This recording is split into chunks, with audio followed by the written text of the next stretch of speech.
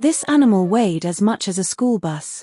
It stood twice as tall as a grown man, covered in thick fur, with tusks long enough to impale a person in a single motion.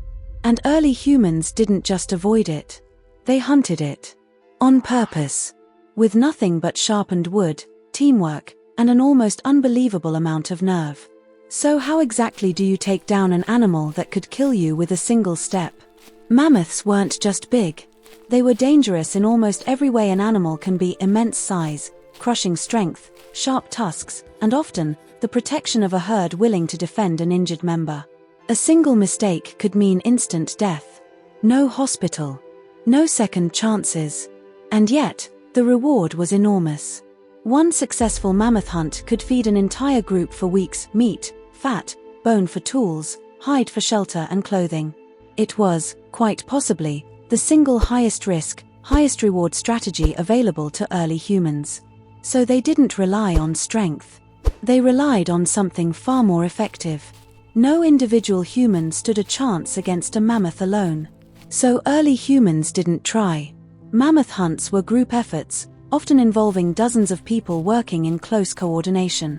Some groups would encircle the animal from multiple directions at once, cutting off escape routes before a single spear was ever thrown. Communication was critical. Hand signals, calls, and pre-planned roles meant the group could move as a single coordinated unit instead of a chaotic crowd. One person's mistake could get someone killed, so hunts were often carefully planned in advance, sometimes even rehearsed. This wasn't brute force. It was strategy, timing, and trust in the people beside you. Here's one of the smartest tricks early humans developed. Instead of fighting a mammoth's strength head-on, they used the landscape to do the dangerous work for them. Hunters would deliberately drive a mammoth toward natural hazards: steep drop-offs, narrow ravines, or soft marshy ground where the animal's own massive weight would work against it. A mammoth trapped in mud or stuck at the edge of a ravine was far easier, and far safer, to approach than one standing free on open ground. Some evidence even suggests certain groups dug pit traps, disguised with branches and debris, specifically designed to injure or immobilize an animal this size.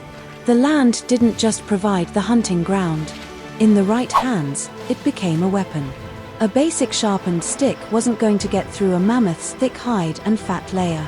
So early humans engineered something better. Spear tips were often fire-hardened, held over flames to remove moisture from the wood, making the tip significantly harder and more durable on impact. Some spear designs used detachable points, so the weapon could stay lodged in the animal even if the hunter had to retreat and reload with a new shaft. Hunts often involved coordinated waves of spear throws from multiple hunters at once, aimed at vulnerable areas rather than relying on a single lucky strike. It wasn't about one perfect throw. It was about controlled, repeated pressure until the animal was weakened enough to approach safely. Here's something that surprises people: many mammoth hunts weren't fast, violent confrontations. They were slow. After the first wave of spears, hunters would often retreat and simply wait, following the wounded animal at a safe distance for hours, sometimes longer. Blood loss and exhaustion did much of the work that direct confrontation couldn't safely accomplish. Only once the animal was significantly weakened would hunters move in for a final, much lower-risk approach. This patience meant the difference between a hunting party going home successful and a hunting party losing people to an animal that was still at full strength and fighting for its life. Here's the part that changes the whole story. For a long time, scientists debated why mammoths eventually went extinct. Climate change, habitat loss, or human hunting were all proposed as possible causes. But newer research increasingly points to something uncomfortable. Human hunting may have been a major, direct factor in pushing mammoth populations toward extinction, particularly as human populations spread into new territories where mammoths had never encountered such coordinated, effective predators before.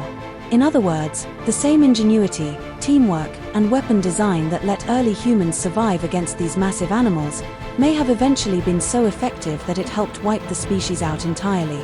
It's a strange, sobering twist. The skill that helped humanity survive one of its biggest challenges may have also been the reason a species that towered over us doesn't exist anymore. So the next time you see a mammoth skeleton in a museum, remember that animal wasn't defeated by claws, or fangs, or any physical advantage at all. It was defeated by planning, patience, teamwork, and tools designed with startling precision for exactly this purpose. Early humans didn't just survive alongside giants. In the end, they may have been the reason those giants disappeared completely. If you want to know how humans crossed entire oceans 50,000 years ago, with nothing that looked like a real boat, that video's coming next. Subscribe so you don't miss it.